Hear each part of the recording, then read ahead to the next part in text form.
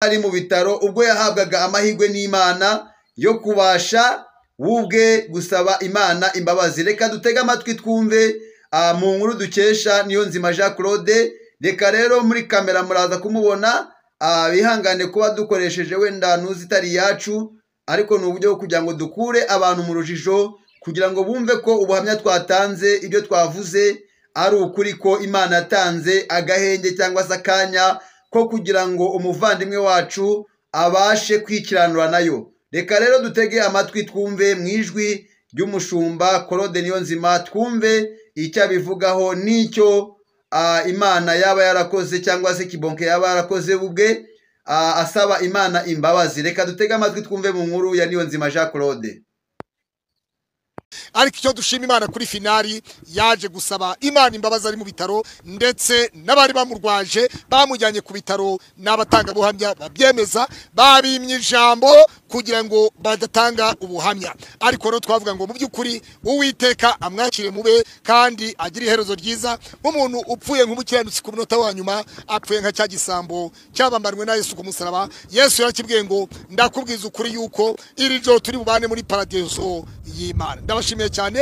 Ibisigaye atuyubona ameze nk'umushibu ukuwe mu muriro. Uyu ni umutambyi Joshua wari wamaze kwitaba Imana, ariko Satani ngo yari ibizinga mvuga, hari ibintu Satani aza agasiga umuntu, nk'uko Satani yari yasize Kibonke umuntu w'Imana akamusiga ibizinga bita kwiyahura, kwisukaho peteroli, kwisukaho esanse, agafata icyemezo kigahita cy'ububwa cyo kwiyahura. Ariko ngo ibi bizinga Satani yari yamusutseho ibi bizinga Kibonke yari afite, ngo nuko marayika w'Umwami Imana aramwuhagira amukuraho ibizinga, arangira avuga ngo uyubona ameze nk'umushibu ukuwe mu muriro. Na Kibonke rero yabaye nk'umushibu wakuwe mu muriro ubwo Satani yagwaniraga intumbi na marayika, mu gihe umuriro wamutwikaga, mu gihe umubiri wamubabazaga. Imana Kibonke yatuye biza kurangira yihanye, bibera nka cya gihe umutambyi Yoshua Imana yamukuragaho ibizinga. Nshuti yanjye, nimuhumure, uwacu naho yagiye, uwacu yaritashe, yakoreye Imana, yakoreye ijuru, ameze nk'umushibu ukuwe mu muriro. Nshuti yanjye, nimuhumure abera tuzataha. Ikaze kuri YouTube channel ya Sam TV Rwanda. Amahoro n'imigisha biva ku Mana bibane namwe. Ndabashuje ninangira ni amahoro n'imigisha biva ku Mana bibane namwe. Iki gitondo cyiza cy'umugisha Imana yadutije, nje mbasuhuza ngira ni mugubwe neza, muhorana Imana, kandi abari mu kazi muhahe muronke, abakiruhutse namwe navuga ngo murote Imana. Aho muherereye mu bihugu bitandukanye, mu migabane itandukanye, ndabashuhuje mu izina ry'Umwami wacu Yesu Kristo.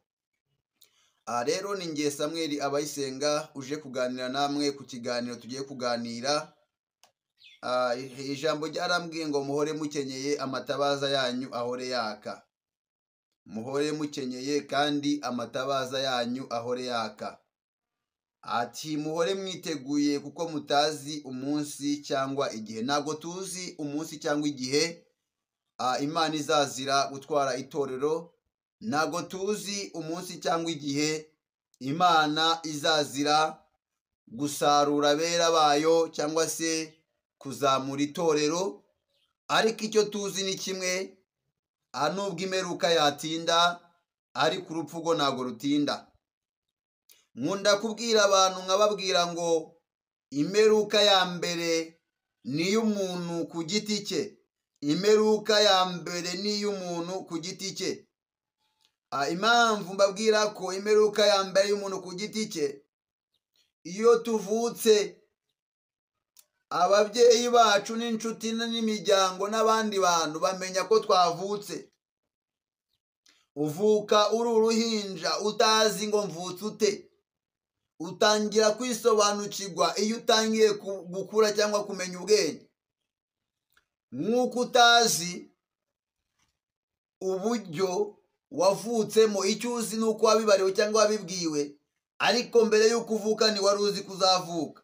Ntabwo biba byoroshye, ariko ku Mana byose birashoboka. Imana ijya yemera ko byose bitugeraho. Nshuti bene data bavandimwe, mara kumva amakuru nyabona kuri social media yuko umuvandimwe yitabye Imana. Nimvuga umuvandimwe ntihagire uwumva ko mvuze ko ari mukuru wanjye cyangwa mwene mama cyangwa mwene wacu, ahubwo ni umuvandimwe muri Kristo Yesu. Njyewe ndabyibuka menyana nawe, twamenyanye bitewe n'uwo nakita nk'umubyeyi wanjye, ubwo ni umugore wa mukuru wa papa. Hari muri 2013 ubwo nari umunyeshuri i Remera niga mekanike muri MVTC.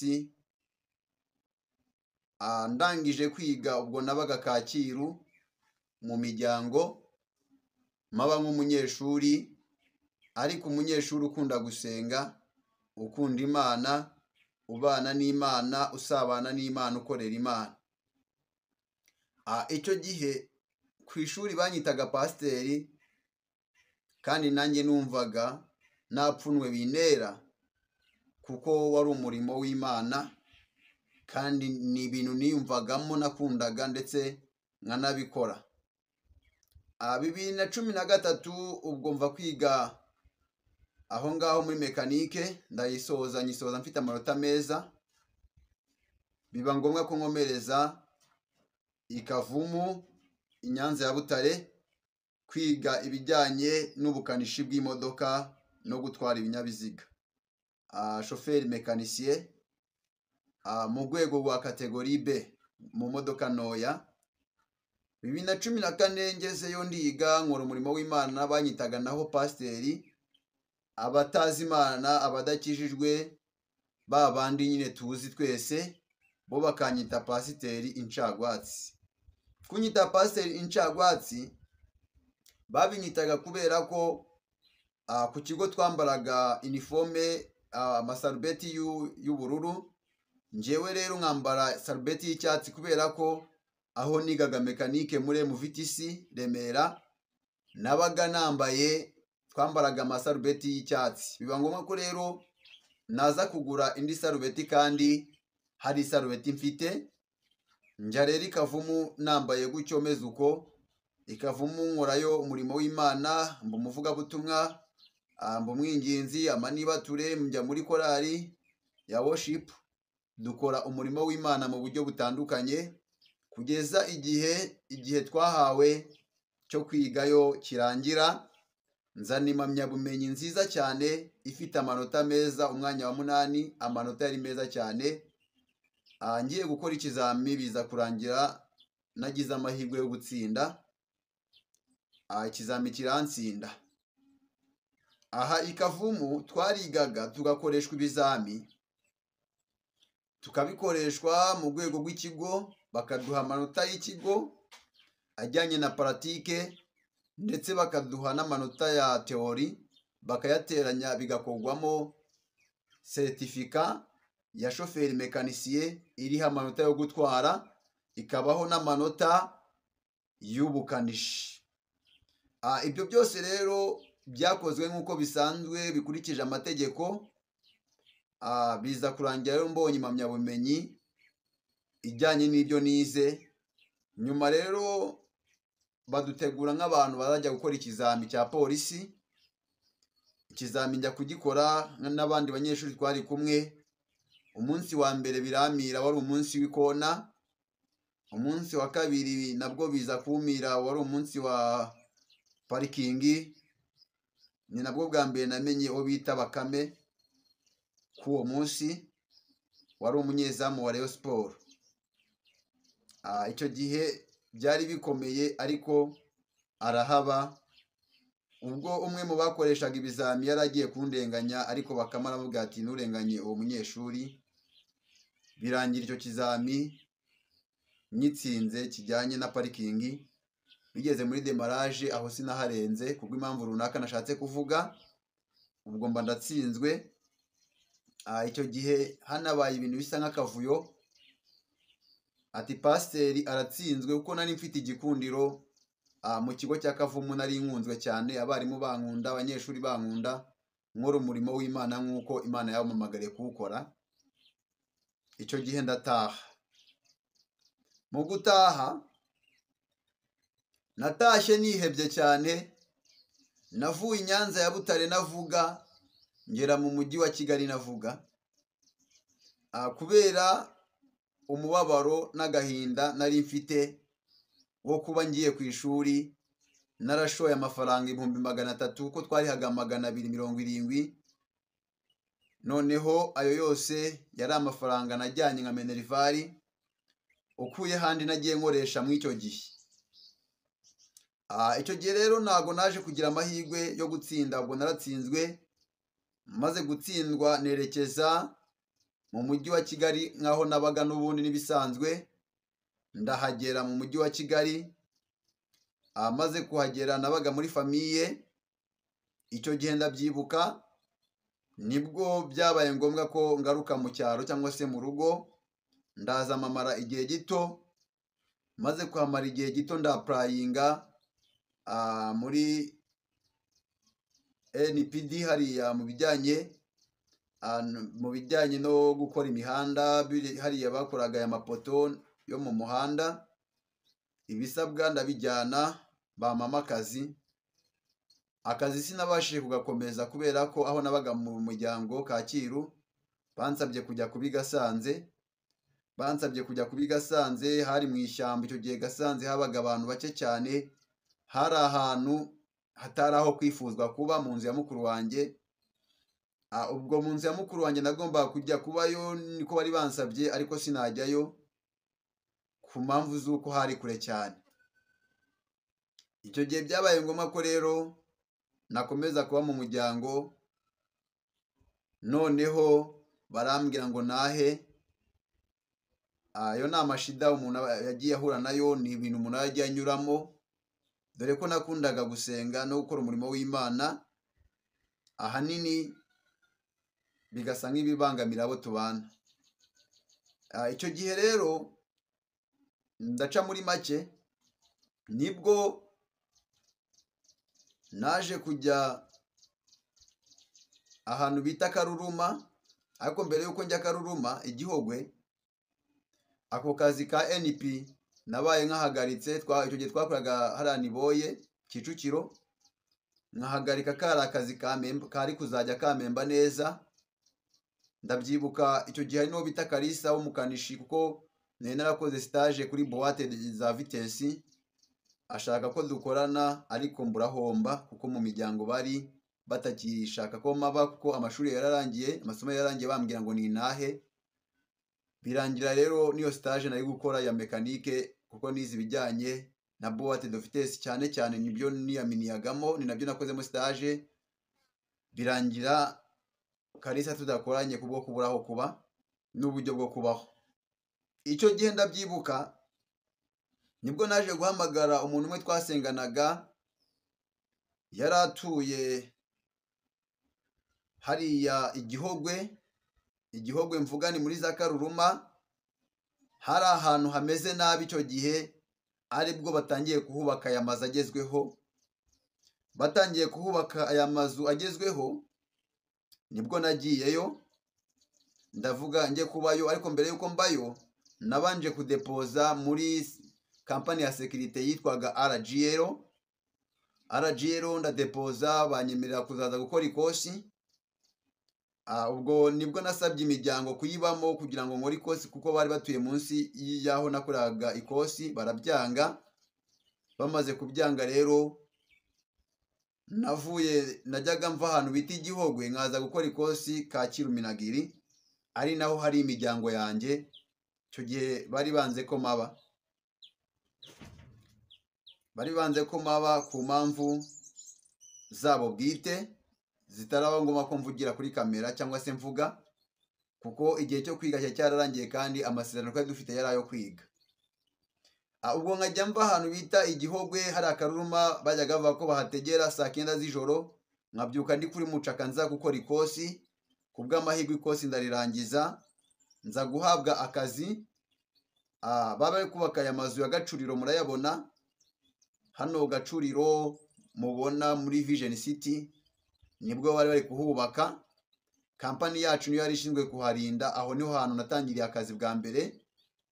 Ngenda hari Nyarutarama, hari hoteli yari hari ubukwe bw'umukire we bwabaye, njya kwisikotinga.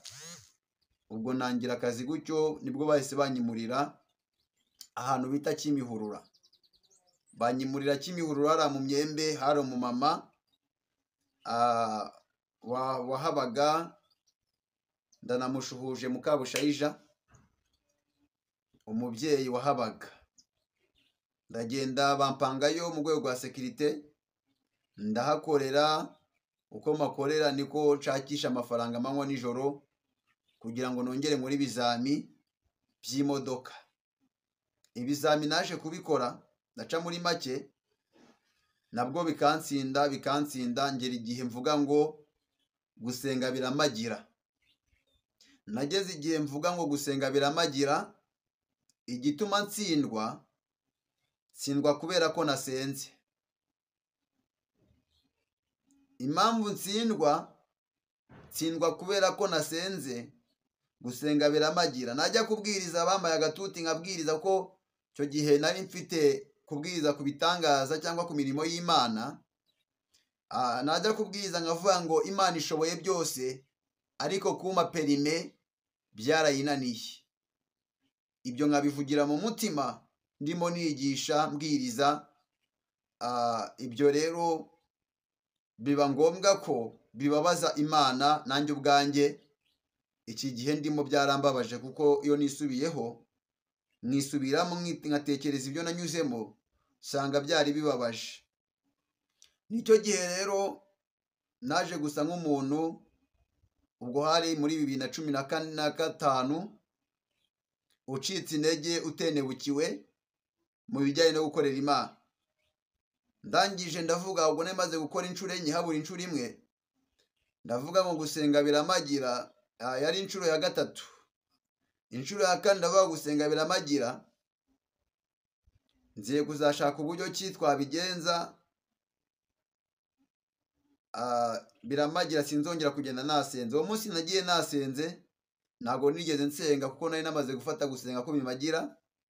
Maze kugenda nasenze, ngerayo ndakora ikizami, ndatsindwa.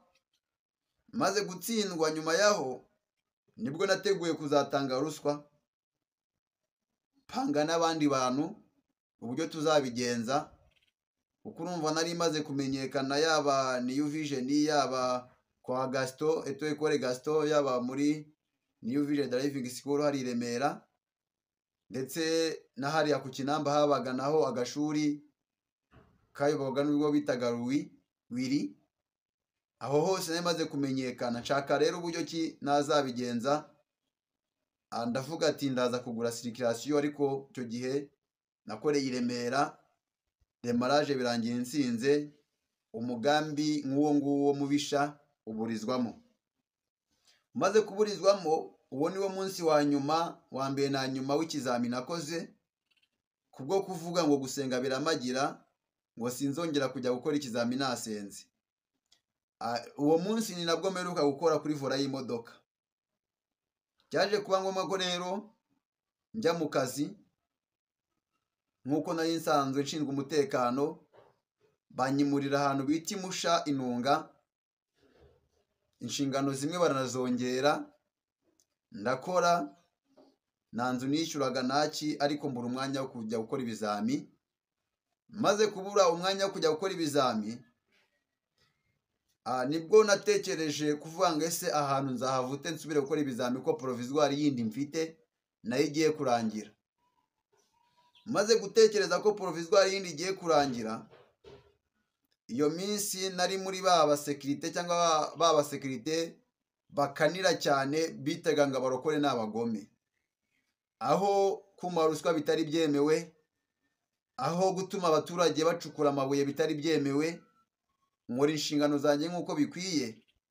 Nyuma y'igihe gusenga nari narabihagaritse, narabivuyemo, nsigariye ku izina ry'uko ndi pasiteri, nsigariye ku izina y'uko ndi umukozi w'Imana, ariko utagikora umurimo w'Imana. 2015 mu kwezi kwa gatanu nibwo naje kujya mu nzira zitari nziza, nisanga nasambanye cyangwa naguye mu cyaha. Nyuma yo kukigwamo, nekereza uburyo ki nazakivamo, kuko nari maze kubikora kabiri. Icyo gihe nanagiye mu bitaro i Masaka kubera impamvu z'ingaruka nari nagize icyo gihe nabasha kuvugira aha. I Masaka ndi Kanombe, mvuye i Kanombe banjyana i Masaka, i Masaka mvuyeyo nkomeza akazi.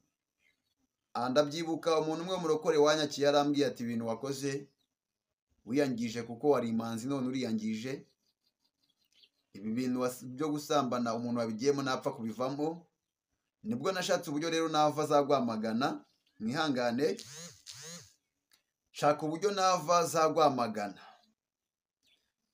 Ubuhamya bwanjye ni bunini nshatse, ariko icyo nshatse kuvuga ni ibijyanye n'ihuriro cyangwa se uko namenyanye n'umukozi w'Imana Kibonke. Ubwo ngiye aho ngaho Rwamagana nasabye ko bampa mutation bakanyimura baka deployment, biranga.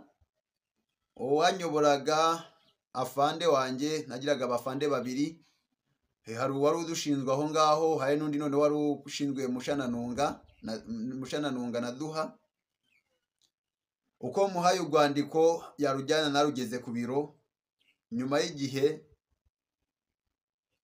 maze kwandika impapuro ebyiri zose ziburi rwengero, nigira kuri ofisi. Ngezeyo ndabaza, barambwira ngo nta rupapuro rwanjye ruhari, nta n'urwandiko rwahageze. Ubwa mbere, ubwa kabiri, ubwa gatatu njya kwirebera Directeur General wari CEO wa kampani ya Agesporo. Nyuma yaho rero mwirebeye, mubwira ikibazo cyanjye n'uburyo ki nshaka kwiga, nize ndi mu bintu by'ibizami. Aravuga ati ni byiza wakaje ahubwo ukabona perime, wamara kuyibona noneho tukakuzamura tukaguha imodoka utwara. Ndibuka ko nigeze no guhamagara kujya gukora ikizami cyo gutwara imodoka, basanga nta perime ngira, kubera ko mu byo nadepoje ko nize chauffeur mécanicien. Mu bintu nadepoje nabyo byarimo, ariko bagahora banyibutsa ngese nurayibona perime. Ibyo rero bikambabaza nkanjye, bikambera igikomere gikomeye. Nibwo rero yaje Directeur General kumugwandiko rumamagaza rumvani musha mu buryo butunguranye, bwatunguye abayobozi. Imana imuheruka mu bayo bo bita Kananura, yari umubyeyi mwiza cyane, aramukundaga, yakoraga akazi neza. Ndetse n'abandi bari aho ngaho bakwanaga batangira kumbwira ngo narabasuzuguye kubera ko nafashe icyemezo cyangwa umwanzuro wo kujya kwa Directeur General kuba ari we uma mutation. Ibyo byabaye ikibazo mu kazi, birakomera cyane, aho naje kugera igihe bampanga bagashaka kumpanga amanywa, nkababwira atoya icyanzanye mvugana na Directeur General. Twavuganye ko ngomba gukora ijoro, ntabwo twavuganye ko ngomba gukora amanywa, kuko ku mpamvu zanjye z'uko nje mu bizami byo gukurikirana perime. Icyo gihe ntabwo byabanejeje abo twakoranaga, byabaye ngombwa ko mbura akazi, kuko Agesporo wahembwaga wakoze. Iyo wakoraga nibwo wahembwaga, iyo utakoraga ntiwahembwaga. Mbona rero na bya bizami nshaka gukora mbuza amafaranga yo kubikora. Mbuza amafaranga yo kubikora nibwo banjyanye kuba reserve cyangwa se muri river. Njya gukora muri river muri za UN hari Kacyiru, murahabona hano Kacyiru kwa Nuze kwa Nyirangarama. habaga abakozi ba UN bahabaga nkajya kuba reserve, kuko nakunze gukorera mu ma UN no kwa ambasade y'Ubufaransa nakoreyeyo. Hari n'umunyanigeriya nakoraga mu Kiyovu. Nakunze gukora mu makampani nk'aya ariko ndo muri service, nkakora atari byo membegwa, ahubwo nagiye gusimbura abagiye mu makonji cyangwa mu biruhuko.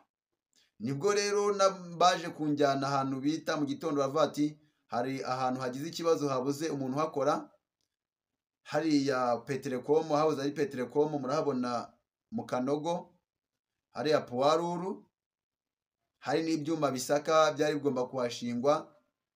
Banjyanayo, ninjye mu sekirite wa mbere watangije biriya byuma bisaka muri Petelecom. Ndagenda mbikoraho, nkora akazi neza, kugeza n'igihe abakozi ba Petelecom benshi twamenyanye baranankunda,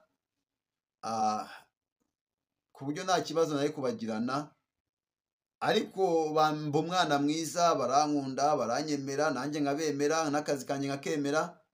Biza kuba ngombwa ko ku kazi banze kunkura aho bampanze, panga uburyo bwo kuhava, biranga. Ibyo nkoze byose bikanga, ibyo mpanze byose bikanga.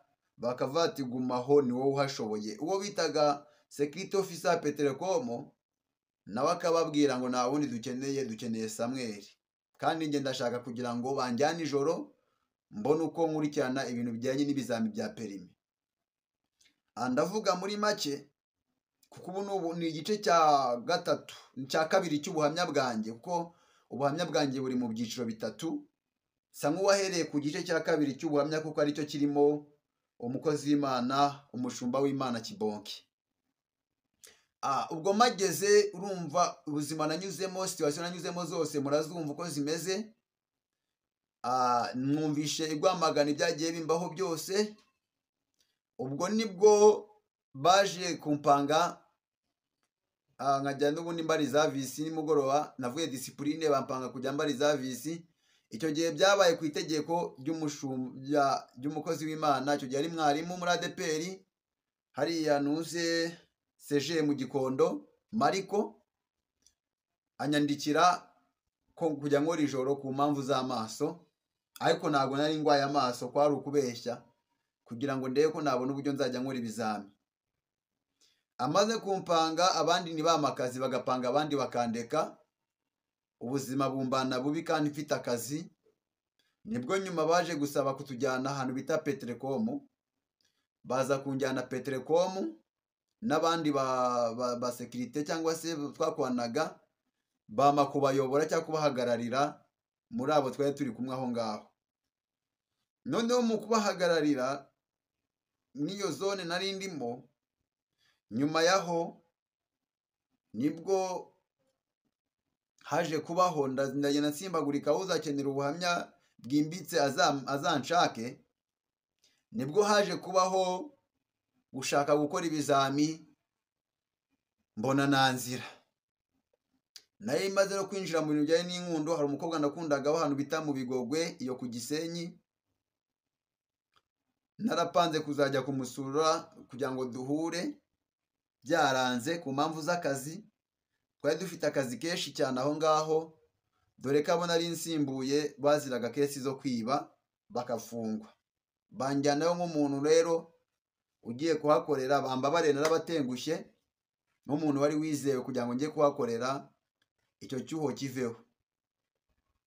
Turagenda na bagenzi banjye, twari batatu. Nari ndi kumwe n'umuvandimwe wundi n'undi, twari batatu. Turahakoreye, igihe kiragera rero ntekereza kujya gusura wa mukobwa. Njyewe ndamusura, mvayo, anza amasaha y'akazi yamfashe, ko nagezeho saa 12, imvura ihita igwa. Imvura iguye ndi gutekereza gutaha, ihita saa 2 z'ijoro. Ubwo imodoka nayifashe saa 2 z'ijoro, ngera mu kazi saa 4. Ngeze mu kazi saa 4, hari umuvandimwe twakwanaga, simvuga amazina ye, yigaga muri Inirac. Noneho yiga muri Inirac, biba ngombwa ko hari uburyo napangaga tukaruhukamo, cyo bita gupiga igoti. Ubwo rero ndamubwira ati ndarushe, urabona mvuye ku Gisenyi ndananiwe, ntago nabasha gukora akazi n'umunaniro mfite, akazi kapfa. Ahubwo ihangane mukora akazi ninduhukaho murankangura. Arabyanga. Arangije ati reba igihe twatangira akazi, reba amasaha batangira akazi, kandi kuko nari ndi mu makosa ndabyumva, ndavuga ati okay, nta kundi, ruhuka. Nibwo rero aba Petrocom baduhamagaye batubwira ati Amuza araje kandi ameze nabi, umukwabu wiwe umeze nabi. Yari umuyobozi wacu, afande wacu bitaga Amuza. Nta kibimushinja kuko impamvu muvuze nta kibimushinja, ni ukugira ngo abantu bamenye ko ibyo mvuga atari ukubeshya. Akora operasiyo arayikora, babitubwiye ibitotsi birananira. Mbwira uwo twakoranaga ndamubwira ati simvuga amazina ye ku mpamvu z'ibyatubayeho kuko ubu buhamya n'ubwanjye si ubwe.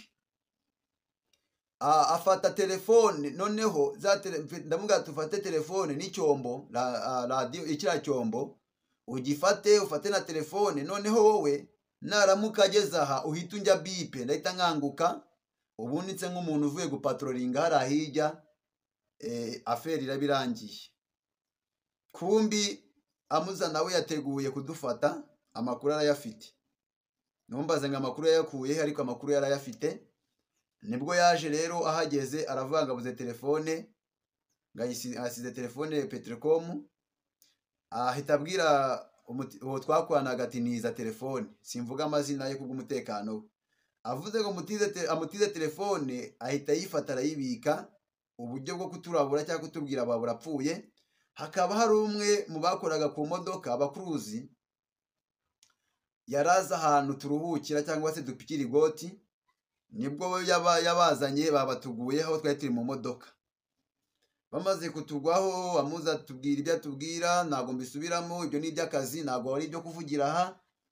Amaze kubitubwira ahita natwandikira, tuvuga ati mugomba kubyuka muza discipline iminsi 4. Ubwo akazi baduhagarika iminsi 4, tujya muri discipline, twitaba kwa Mariko.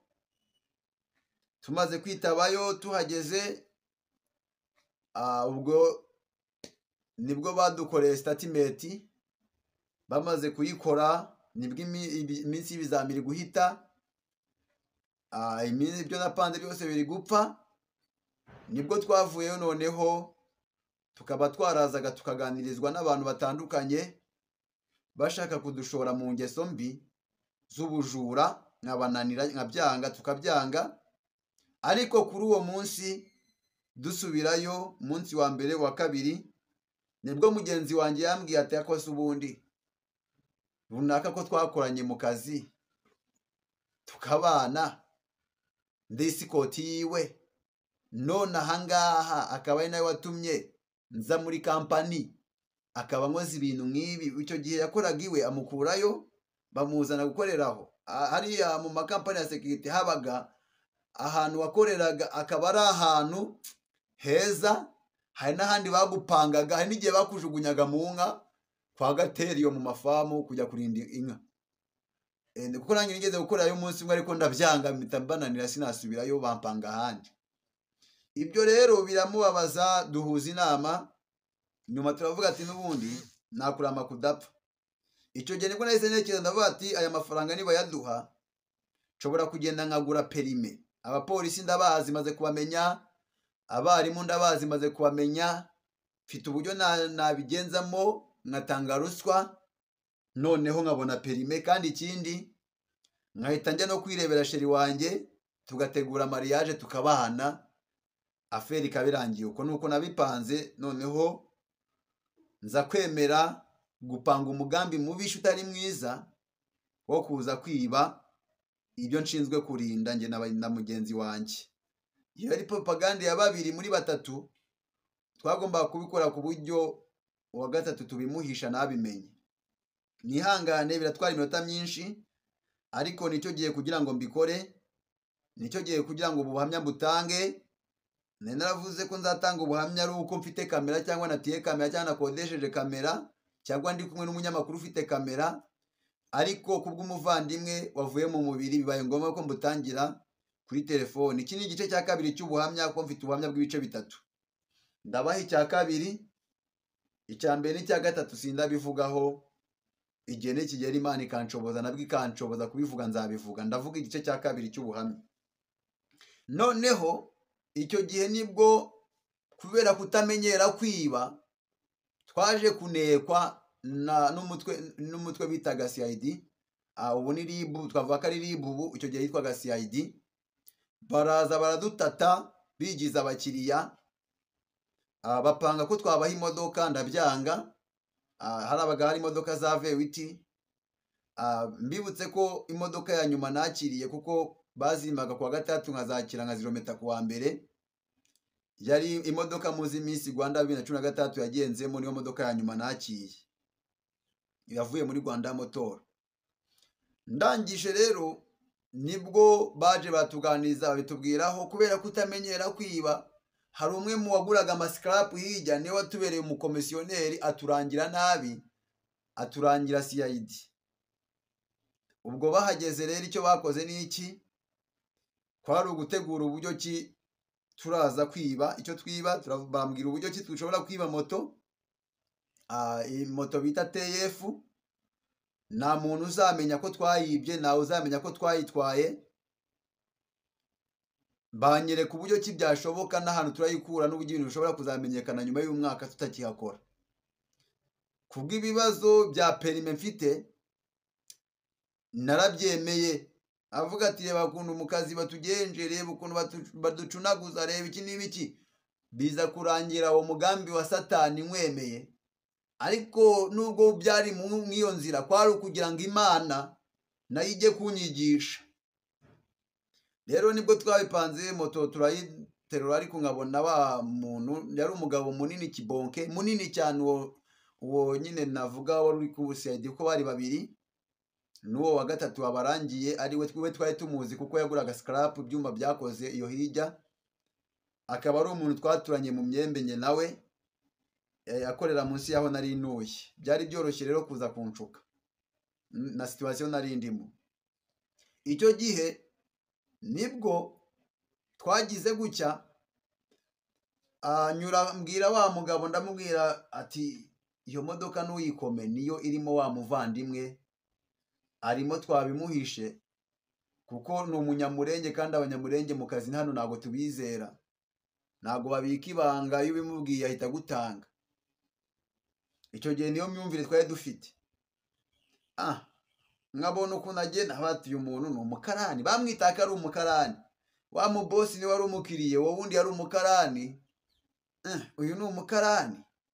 Ariko mbere yuko hari aho nasimbutse, mbere yuko nza mu kazi, icyo gihe Imana yaramburiye, nagize amayerekwa ajyanye nabyo, nkibaza hano nzahisha amafaranga, nkibaza uko bizagenda, bati wabireka. Ariko uwo mutima ntabwo nawurenzeho, kuko ndibuka uwo munsi nza twanatoye amafaranga ari mu ikofi, harimo n'amadolari, hariya kuri FPR Kimihurura, niba muhabona ahantu hari ofisi ya FPR.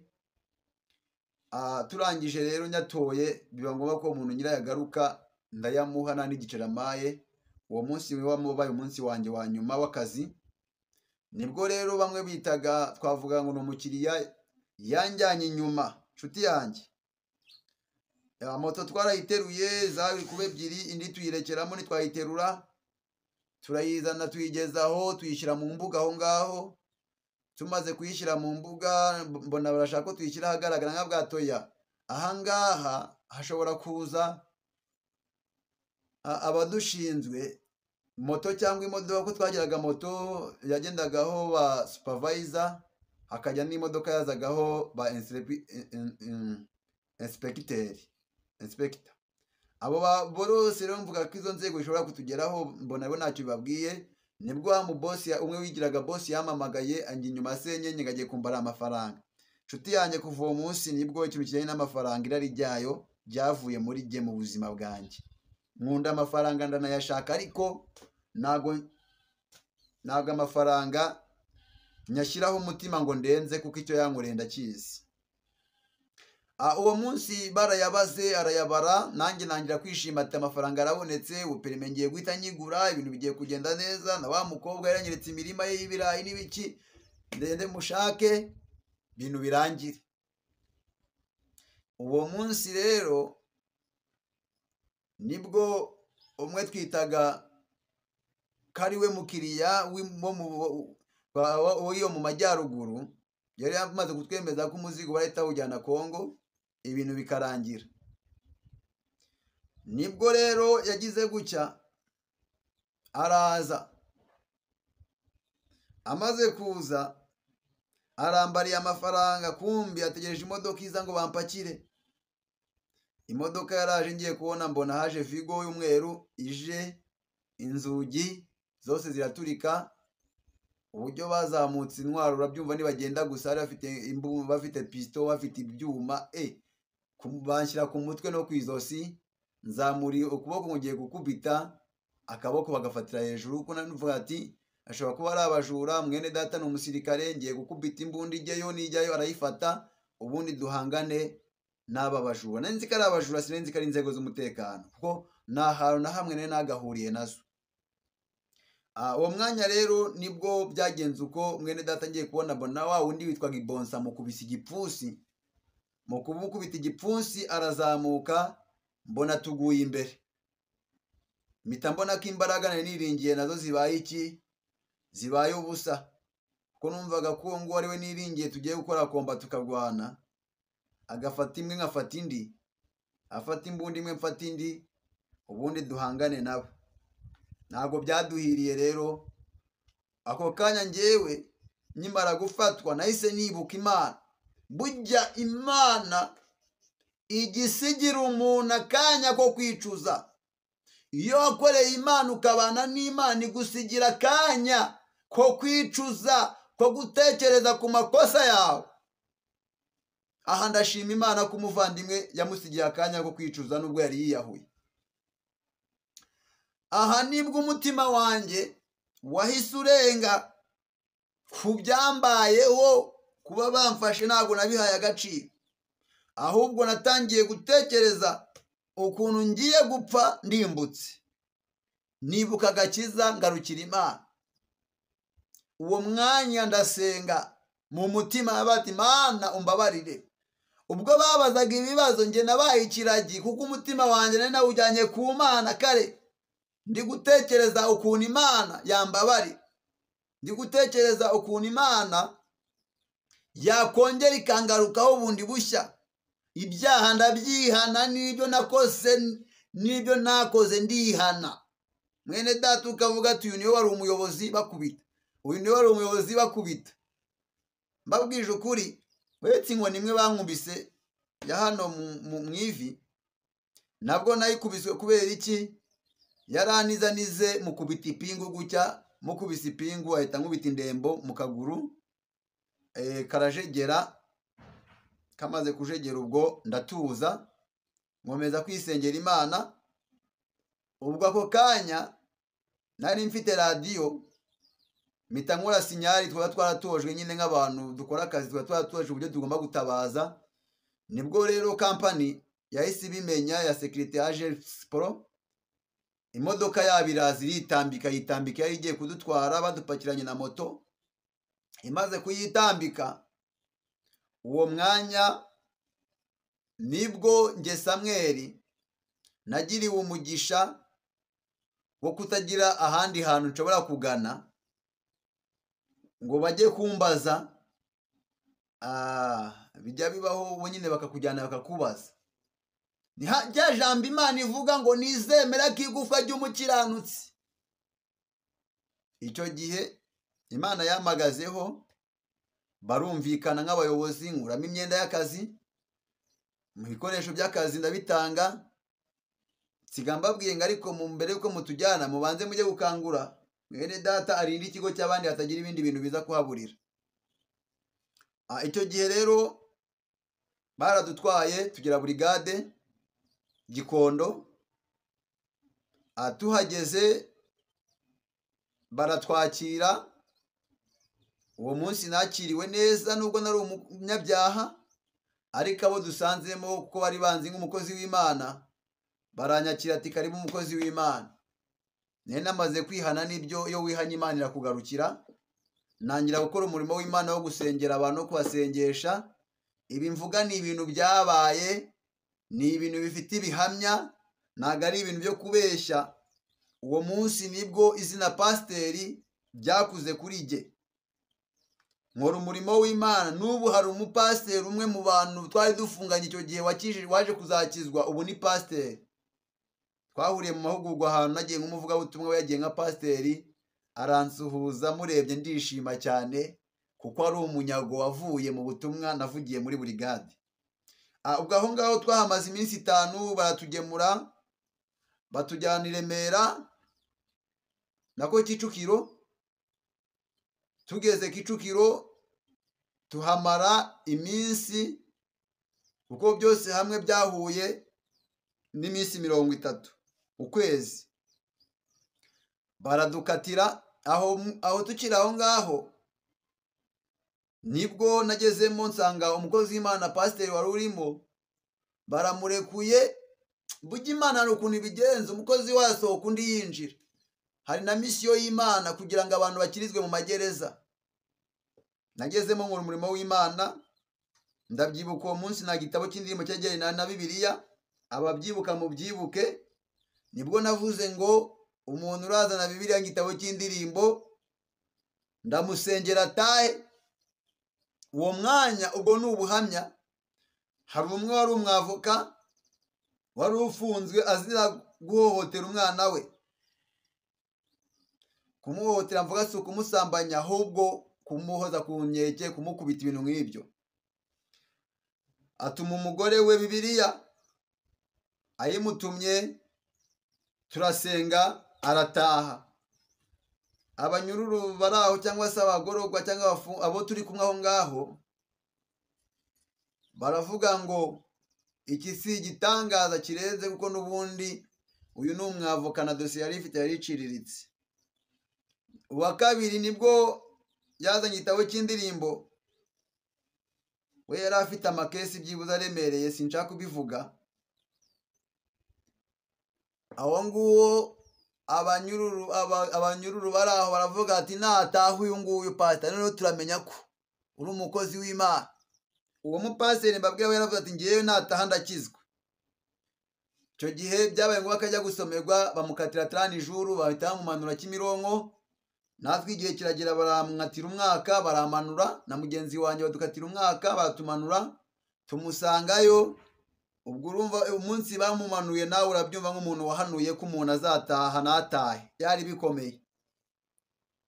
Gusa igitabo cy'indirimbo na Bibiliya bye byamaze kuhagera. Baramumanura, bamaze kumumanura agerayo, bagerayo n'abandi. Igihe cyarageze nanjye njyaho nka pasiteri cyangwa umukozi w'Imana wari uyoboye burigadi, nka pasiteri wari uyoboye burigadi, kuko hari n'igihe afande yaje ashaka kundekura, baramubwira ngo namaze kuregerwa inkiko. Baramubwira ngo uyu ni uwa parike si uwacu, ubwo ntacyo yari kubirenzaho. Ariko urumva hari ibitangaza Imana yari yankoresheje aho muri gereza. Tugeze Kimironko nibwo nagezemo nsanga amakuru yanjye yatanzwe kare yuko hari umukozi w'Imana ugiye kuza. Banangirira ku muryango baranyakira. Bamaze kunyakira banshyira mu rugaga rw'abavugabutumwa n'abakozi b'Imana, mpita njya mu itorero nabarizwagamo na Rumwangirikani, nkora umurimo w'Imana muri gereza. Mba visi perezida, nyirigihe mba perezida wa korali, no mu ivugabutumwa nkuramo inshingano. Gira amahirwe nsanga harimo n'ishuri rya Bibiliya, bahita banjyana mu ishuri rya Bibiliya. Umwaka wose nabo maze niga, mvanamo diplome ya theology ya Saint-Denis International. Nigiramo umurimo w'Imana, nkuramo umurimo w'Imana, nkoreshamo n'igiterane cya korali yanjye korali yanjye yitwaga abakorera Imana. Dukoresha igiterane, umunsi twagipanzeho. Wari wo muneye wacu bamwita Nshogoza Mihigo Eugene, ngira ngo muramuzi, n'ubundi yabaye pasiteri wanjye Kacyiru nyuma yuko mvuye kwa Rutayisire. Arangije rero igiterane kirasunikwa, gishyirwa igihe cyo gutaha banansezera. Biba byiza bansezera neza, Imana insezera neza. Navuye Kimironko n'imodoka iranjyana imparika ku rusengero rwa ADEPR. Icyo gihe hari muri Kanuze, hari ADEPR Kabare. Mpita njya mu rusengero gushima Imana. Ya modoka ya wa musiramu nzanye twatahiye rimwe, arakomeza y'umuryango we, nanjye nkora umurimo w'Imana. icyo gihe naje guhamagarwa na omoniye nyine njyanwa Kacyiru mvuye Remera ngerayo nkora umurimo w'Imana bampa kuyobora icyo bita amatorero shingiro nyobora itorero shingiro Beteli nkora umurimo w'Imana njya muri korali abacunguwe umurimo w'Imana ndawukora nabwo intambara zagiye ziburamo zagiye zibamo ariko Imana ikazitsinda nyuma rero mw'icyo gihe cyo kubaho ngaho nibwo naje kujyanwa na mama wacu nako navuga ni umugore wa mukuru wa papa anjyana kwa ubwo nari ndi kubwiza mu izindiro mu itorero bitaga Beneza nkunda kujya kubwirizayo nibwo rero wa mubyeyi yandaritse hamwe ati ndashaka ko nzakujyana ahantu ubwo hari mu mwaka wa 2017 anjyana kwa Kibonke njyayo gusengerayo uwo munsi menyana na Kibonke hari inyigisho n'imuguro yamaye nk'umuntu ufunguwe w'umukozi w'Imana izo nyigisho nzigenderaho ndanazubahiriza niwe muntu wanoje gusenga ubutayu bwahari i Kigali nari narabusenga yari afite ubutayu aho ngaho iwe tujya hari n'ahantu hari amwizindiro habaga ubutayu bw'amazi akajyana abantu mu mazi hasi hejuru nabwo hari ubutayu twajyagamo gusengeramo Kibonke tumenyana ubwo nk'umukozi w'Imana arampumuriza angarurira icyizere nkajya njya gusengerayo akangarurira icyizere Kibonke tubana ubwo umukozi w'Imana hahandi habaga mwuka w'Imana mbere yuko winjira mu rusengero babanzaga kukwatuza Kibonke ubwe n'undi yateguye bakoraga ari babiri bakabatuza nushaka ubura umuvugabutumwa nushaka uri pastor nushaka uburinda wanyuraga ku cyo bitaga igikarabiro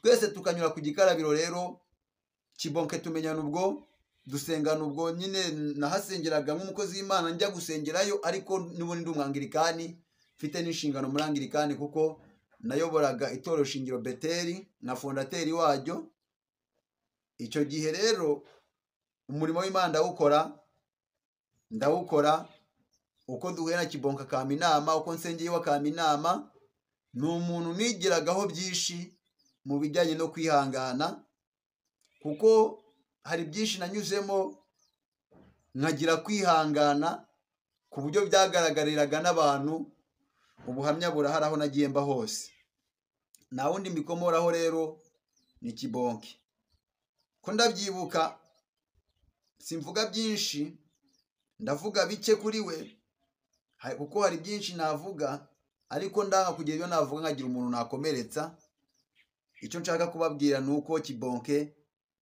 muzi nari muzi nk'umukozi w'Imana twakoranye umurimo mbibutse rimwe haje kuba saga kuko icyo gihe nari nuye Kacyiru hariya Faisal abantu bahabaga ubu barahashenye hari abitaga Bukinanyana niho nabaga nk'umukozi w'Imana ndi mu buzima butoroshe bugoye buruhije bw'ubukene noneho ndaritswe kujya kwa Kibonke kubwirizayo mbona nta kintu ndambara hari umuhungu wakoraga hariya hano munsi impande ya Faisal House Military mu kizu cyahabaga niho babaga ndamubwira ati ngiye gukora umurimo w'Imana yabanaga na mugenzi wanjye wo bita Siliveri babanaga n'uwo bita Siliveri anizi ikote umuhungu yari umuntu w'umunyabyaha uri aho ngaho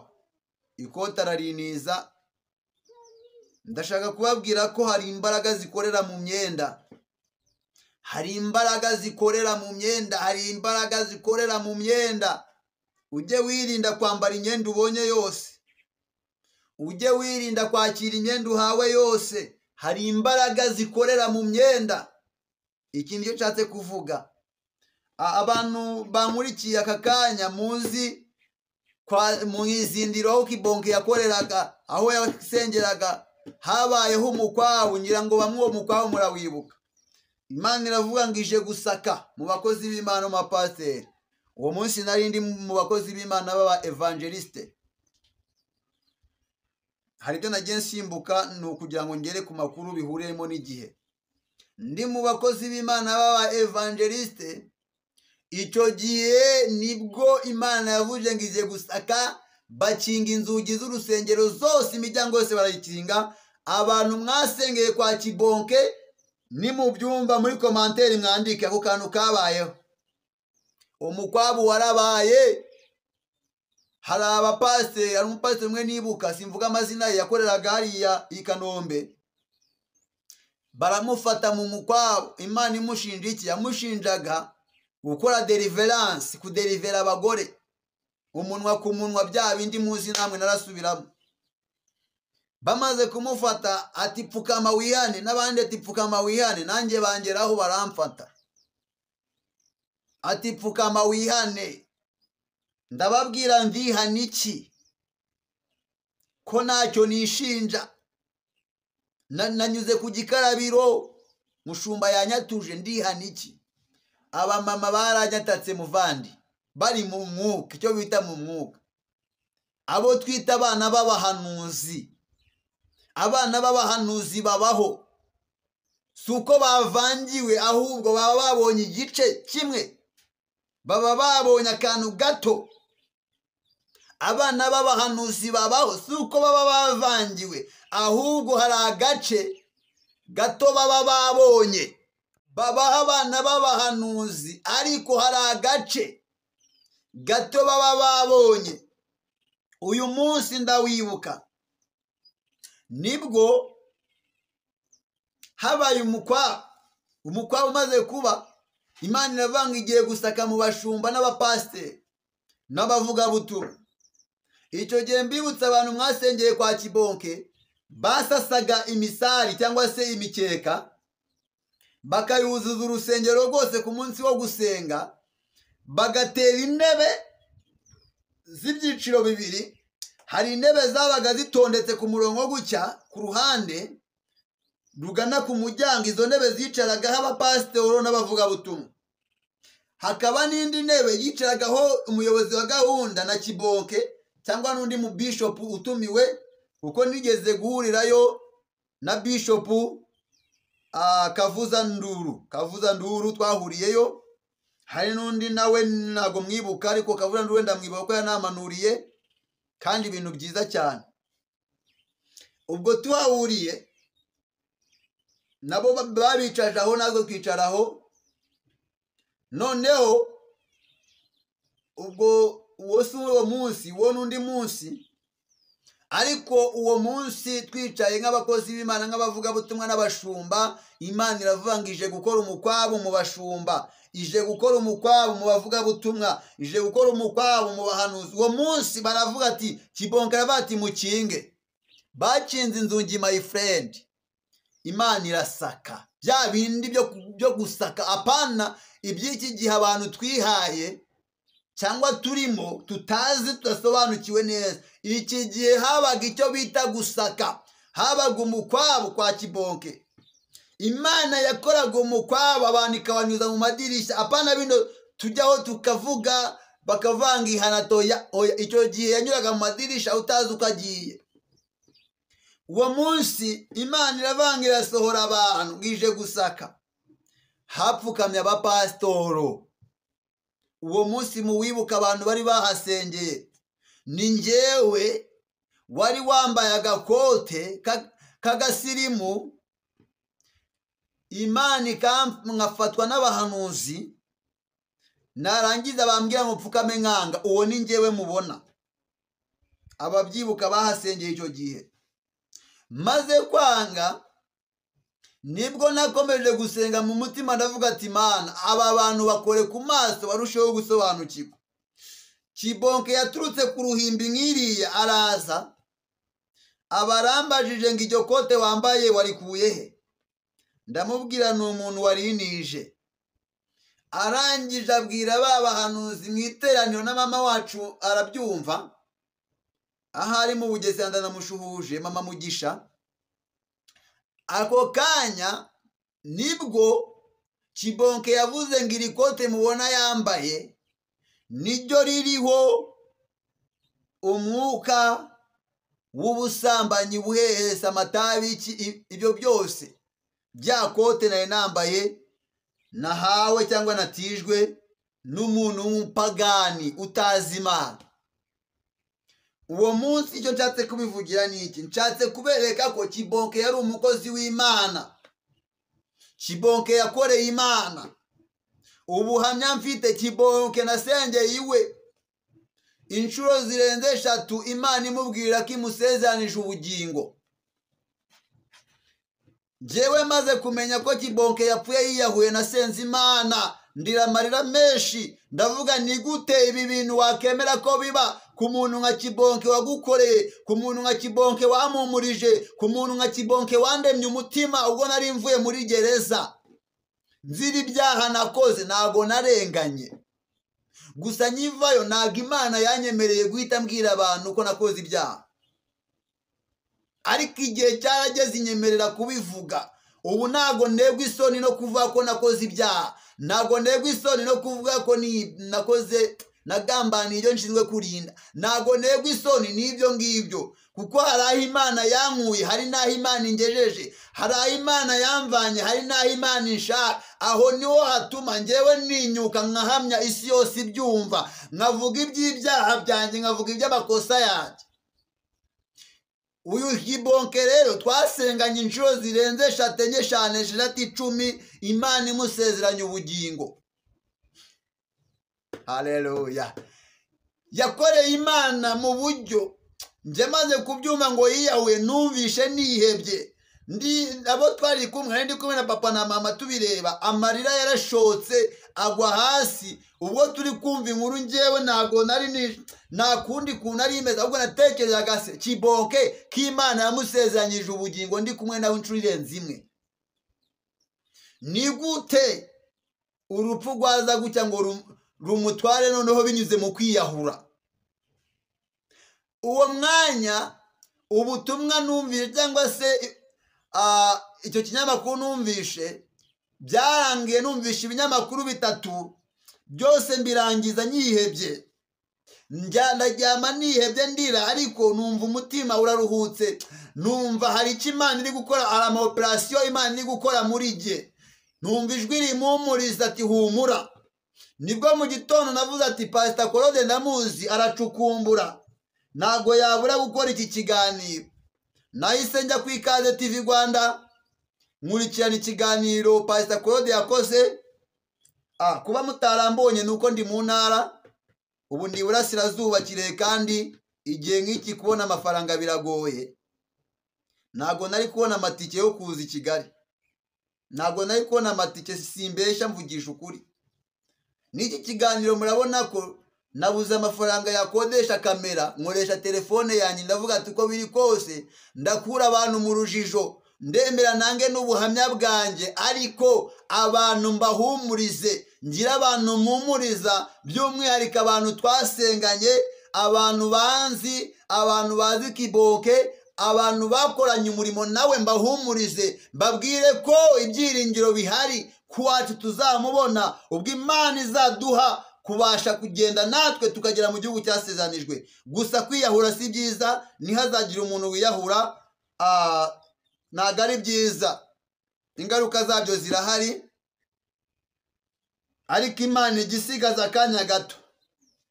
Nkurikiranye ikiganiro rero kwa Pastor Niyonzima Claude, Ikaze TV Rwanda, naje gukomeza. Hari abamama 2 bari bicaye ku gatebe, haleluya, baza kuvuga amagambo, baravuga, ariko nari ntegereje kumenya ngo ninde waza n'inkuru nziza igaragaza ukwihana kwa Kibonke. Ngiye kumva numva umumama umwe wari uri hirya aravuze ati nubwo apfuye yabanje kwatuzwa ari i Kanombe. Haleluya. Nubwo apfuye, nubwo atashe, yabanje kwatura ari i Kanombe, asaba imbabazi Imana, asaba imbabazi n'Abanyarwanda, asaba imbabazi n'isi yose.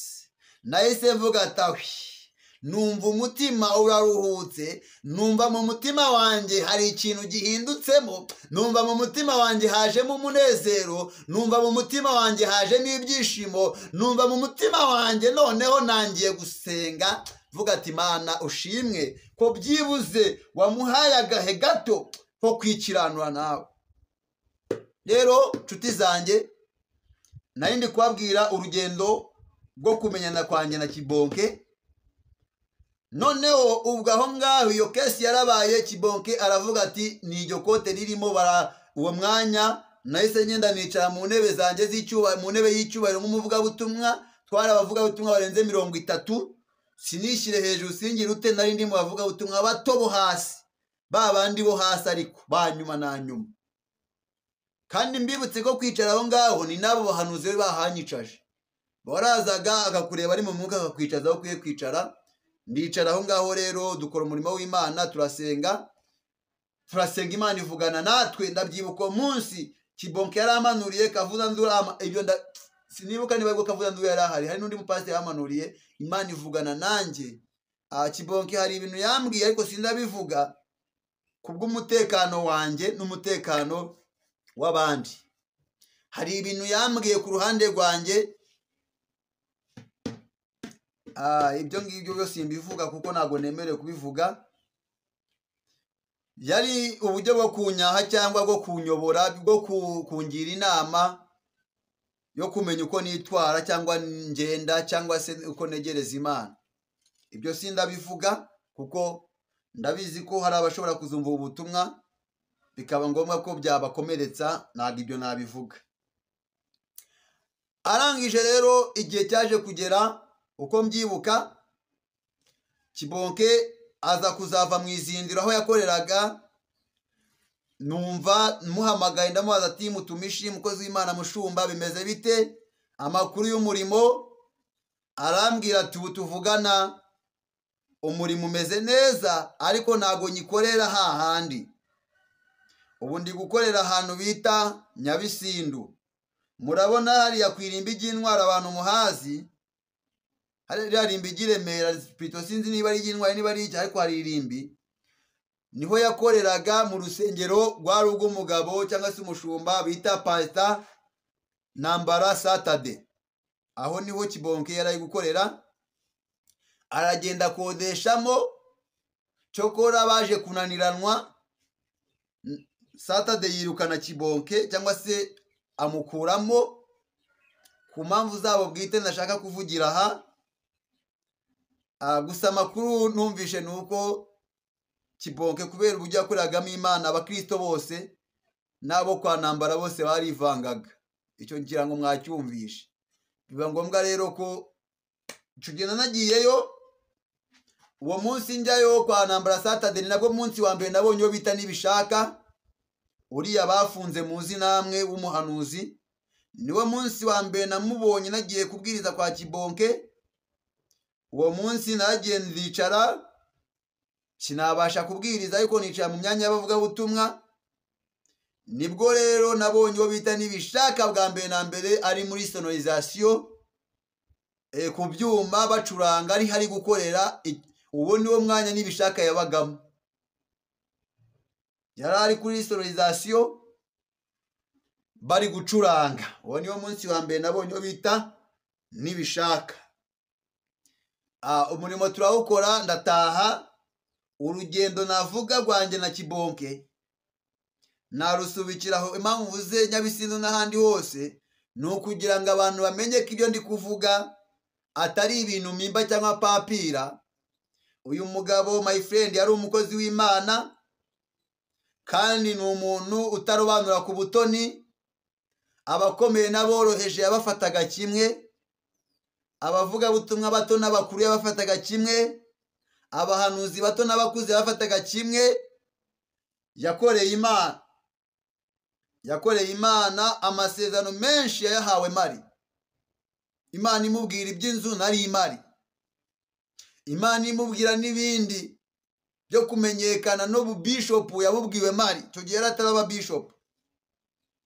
Rero nshuti zanjye bavandimwe, numva narekera aha igice cy'ubuhamya. Kibonke yakoreye Imana, Kibonke yavugiye Imana, Kibonke yakoreye Imana. Ubwo meruka bwa nyuma ni umuntu wangaga ikintu bita divorce, kuko nigeze kumubaza ku bintu bijyanye na divorce. nta kindi ndenzaho ndavuga uko nigeze kumaza ku bijyanye na divorce. Kibonke arambwira ngo divorce imbere y'Imana ntabwo yemewe, arambwira ngo wabona bikubaho bigutunguye ntabwo wabyikururira. Icyo gihe nabwo hari hatangiye kuza umwuka mu bantu utari mwiza kuri we bijyanye n'umubano we n'umugore. Kuko mu izindiro nakundaga kuhajya cyane kuko nari mafite n'umuntu nakundaga. Nk'ako gace najya kwa Kibonke nava nkamunyuraho ku kazi nkamusuhuza. Kubw'umutekano we sindabivuga, ariko ibyo birazwi. Icyo ni igice cya gatatu cy'ubuhamya bwanjye. Reka nsubikira aha soze mbabwira ngo nshuti yanjye, kugambirira kwiyahura si byiza, kwivutsa ubuzima si byiza. Ababitekerezaga n'ababigambiriraga murekeraho, murekeraho, kuko nanjye nigeze kubitekereza. Ntwaye igare ndabyibuka, nari umunyonzi mu mujyi wa Kigali, n'ubu ikarita y'ubunyonzi ndayifite. Ngambirira kwiyahura, ariko ubwa mbere ubwa kabiri byaje kurangira Imana ikoresheje uburyo bwo kugira ngo abajura bankubite. Icyo gihe natwaraga igare nahawe na korari nabagamo yitwa Bacungwe. Bari barampaye igare ndinyongesha, ndi umunyonzi. Bankubitira ikaruruma, igare bararitwara. Igare bararitwara, ariko mbere y'uko baritwara Imana yabonaga ko nshobora kuzarikoresha nkiyahura mu muhanda. Natwaraga igare nkaritwara nk'umuntu utazi yonjya kubera ibibazo nari mfite. Nshuti yanjye, kwiyahura si byiza, aba ari ukwivutsa ubuzima. N'undi muntu wese wari ufite gahunda yo kubikora ahagarikiraho kuko si byiza, kandi mwirinde. Nshuti yanjye mwirinde. Kibonke tuzamubona, Theoneste tuzamubona, ijuru yararikoreye. Haleluya! Reka nsoze ngira vuga iri jambo. Sindasoma Bibiliya kubera ko igihe cyantwaye, ariko habayeho inkuru y'umutambyi witwa Joshua. Iyi nkuru nimuyishima mwandike muri komanteri, nzayivugeho, nzayigisheho. Iyi nkuru y'uyu mutambyi Joshua uko byamugendekeye.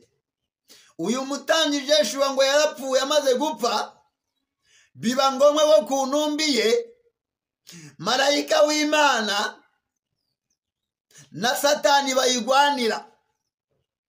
Satani atangira kugaragaza ko Yosuwa yakoze ibyaha, atangira kugaragaza amakosa ya Yosuwa, ariko marayika w'Umwami Imana asubiza Satani aramubwira ngo uyu nguyu ubona ameze nk'umushibu ukuwe mu muriro.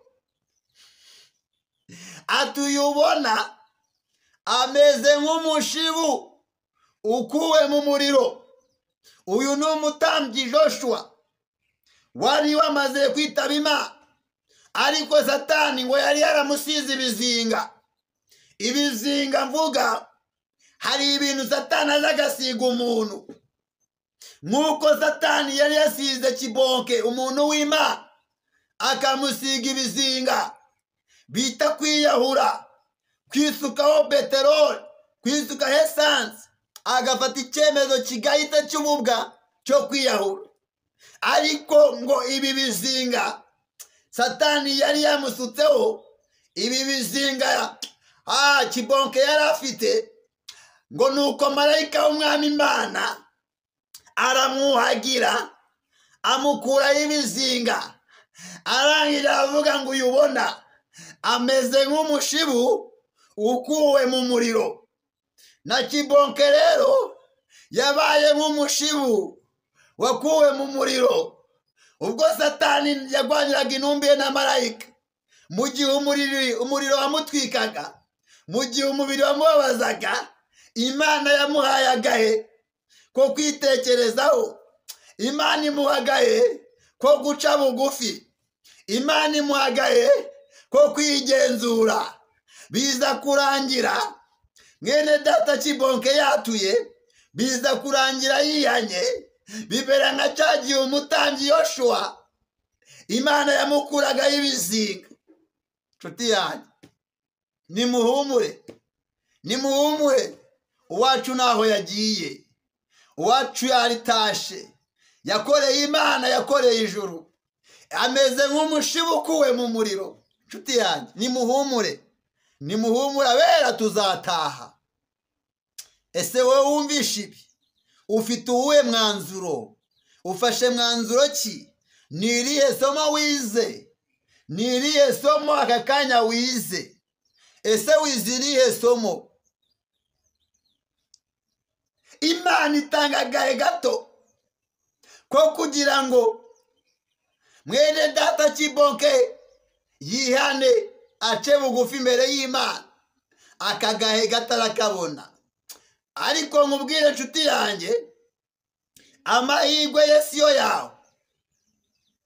Wirinde, wirinde, amahirwe ye siyo yawe. Amahirwe ye ntago ariyo yawe. Icyo kintu kimenye. Aya mahirwe yagiriwe, aya mahirwe yahawe, hari igihe wowe utayahabwa. Niyo mpamvu ugomba kwirinda uko ugenda. Niyo mpamvu ugomba kwirinda kwiyahura. Nta muntu wiyahuye uzajya mu ijuru. Ariko kubera ko Imana yavuganye na Kibonke, ndi umuhamya wo kubihamya. Kubera ko hari icyo Imana yamuvuzeho, kubera ko hari icyo Imana yamusezanije. Ibi byatumye mwene data Kibonke Imana imuha agahe gato ko kwisuzuma, ko kwisubiraho, kugira ngo abashe kurokora ubugingo bwe. Ababaye nk'umushumu ukuwe mu muriro. Imana imwakire mubahe. Haleluya, haleluya. Wowe usigaye, fata igihe cyawe, nanjye fata igihe cyanjye, dukorere Imana nk'abantu bazapfa ejo. Kandi twirinde icyo ari cyo cyose cyatuma twivutsa iki? Ubuzima. Amahirwe yo kuba haracyahari kandi aruzuye. Nshuti yanjye, impamvu mubona nkora ikiganiro nishimye nsa nk'useka, nuko mfite amakuru atariho ivumbi yuko uwacu yihanye. Ibintu Korode yemeje akabisubiramo mu kiganiro cya kabiri cya gatatu, ibi bintu ni true, ibi bintu ni ukuri, ni vure. Ndavivuye kuko niba hari umuntu udapfa kwemera, niba hari umuntu bigora kwemera, ni Pastor Korode. Ariko iyo yemeye aba yemeye. Rero niba Pastor Korode yemeje ko mwene data yihanye, natwe ubwacu abasenga tukaba dufite amakuru y'ijuru yuko mwene data yabaye nk'umushibu ukuwe mu muriro, yuko mwene data yabaye nka wa mutambyi Joshua umwe Satani yaza kugwanira na marayika intumbiye, bikarangira Satani atsinzwe, yaneshejwe. Uyu mwene data nawe niko byagenze. Nshuti zanjye, bavandimwe, murakoze cyane. Yari Samuel Abayisenga. Imana ibaho umugisha. Ibiganiro byacu nakagaruka. Iki ni igice cya kabiri cy'ubuhamya bwanjye. Nanze guhera ku cya mbere, nanga kuvuga ku cya gatatu, kuko nashakaga igice kirimo Kibonke, uburyo nahuye nawe naho nari mvuye, n'umumaro yagize ku buzima bwanjye. Si uyu gusa, hari n'undi mumaro yagize, ariko nabashije kuvuga ku mpamvu zanjye bwite. Ariko Imana ninshoboza kubivuga nabyo nzabivuga igihe n'igihe cyacyo. Niba utarakora subscribe kuri Sam TV Rwanda, nicyo gihe cyo kuyikora ukadushigikira. Aho wagize ikibazo wandike muri komanteri, nimero yanjye ni 0788234732 0788234732. Ubundi ujye wiyumvira ubutumwa bwiza butandukanye. Ndabakunda muri inshuti zanjye. Imana y'amahoro ibishimire, Imana ibaha umugisha. Mwarakoze abakoze subscribe, abatarayikora namwe muyikore kandi mukomeze mushigikira umurimo w'Imana. Imana ibaha umugisha rero. Ni Samuel Abayisenga. Shalom, shalom, shalom. Bye bye. Reka dusoze dusenga Imana. Data nyiringabo, Imana yera, Imana ikiranuka, Imana ifite imbaraga, Imana yo kwizerwa, Imana yo kwiringirwa, Imana yo gupfukamirwa. Mu izina rya Yesu Kristo wa Nazareti, Data wabwiye umutambyi Yoshua ngo ameze nk'umushibu ukuwe mu muriro, niko n'umugaragu wawe Kiboko wagukoreye. Nyuma yo kwiyahura kwe, wamuhaye agahe gato kugira ngo wace bugufi imbere yawe, ubashe kuduhamiriza ko ijuru yakoreye yaruhiye aritashye. Warakoze rero kubana natwe, gusa udushoboze ndetse n'umuryango w'ushoboze kugira ngo iyi karande nizagere mu muryango we, ko bazamukomokaho no kube bose, kandi natwe dusigaye nk'inshuti ze uturinde iyi karande nizatugereho. Ndagushimiye kuri Imana umva gusenga, bana n'ubwoko bwawe haze kwifuza kwa benshi, ugutakira umwumve kandi umutabare. Ni mu izina rya Kristo turakoze. Amen.